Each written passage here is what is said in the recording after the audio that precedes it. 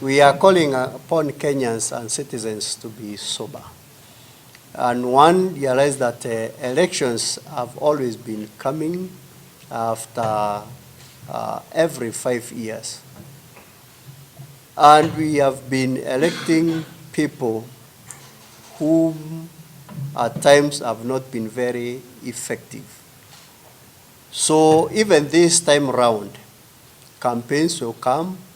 So many people will be asking for votes. And it's now the responsibility of all Kenyan citizens to be sober enough and to agree that this time around we want to put those people of high integrity in offices, in the elective positions.